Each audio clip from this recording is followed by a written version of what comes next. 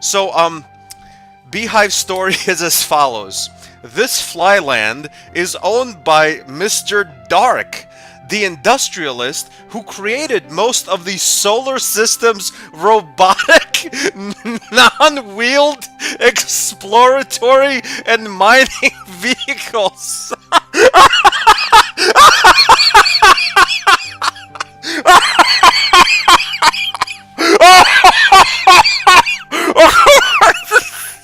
Alright, let's soak that in.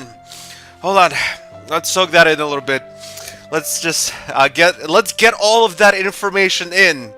Okay, so the Flyland, which we know from Woodland is a flying piece of land, is owned by Mr. Dark, who is an industrialist who created most of the solar system's robotic, non-wheeled, exploratory and mining vehicles. Keep in mind, these are vehicles that have no wheels.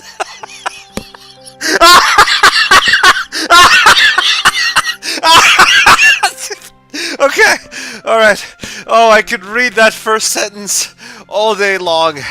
Okay, continuing. He's a trillionaire! Of course he is! Of course he's a trillionaire! He invented a vehicle without wheels! He invented the first ever square-wheeled vehicle that doesn't have any wheels. Instead of wheels, they installed some dogs into the cars, and it's car powered. It's dog powered cars. He's a trillionaire leader against the utopians. Own many flylands. I don't think I'm gonna get through this.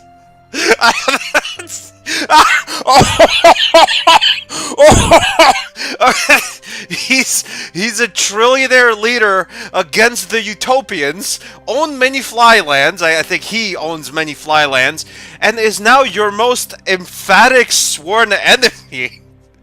Like out of nowhere, they use big college words like emphatic after coming up with a story of a trillionaire who invented non-wheeled vehicles. Dark created the robotic bee. I can't. He created the robotic bees of this flyland early in his career, obviously. You create robotic bees early on in your career, and then you move on to bigger and better things, like cars without wheels. He was trying to make robots that emulated insects in every respect. Why? Why was he trying to make robots that emulate insects? Hence the big tree and flowers. His plan was to find a way to circumvent the human protecting 3 laws of robotics so his machines could mine rapaciously. What the fuck is he talking about? What do the bees have to do with mining? His pious argument was, nature supersedes the 3 laws, so if they think like real bees, who is man that can overstep nature by forcing the 3 laws upon them? Dark lost the argument in court.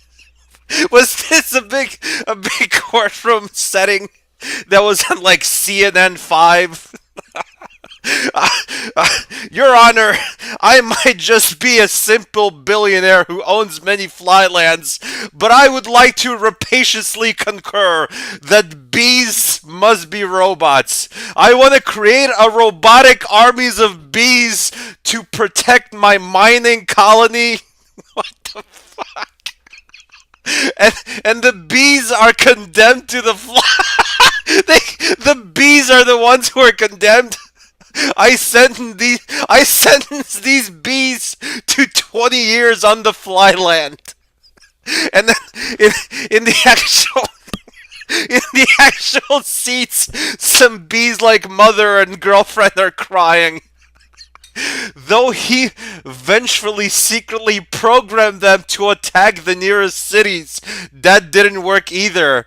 What do you mean didn't work either? Like I said, okay, I can't even, I'm not gonna ask what's happening. Let's just go with it.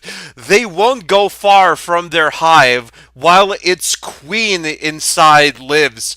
Why did they put lives in quotes? Is the queen of the beehive not really living? Be very careful. The bees are extremely protective of the hive, and any intruder is aggressively attacked. Mr. Dark wants his flyland back.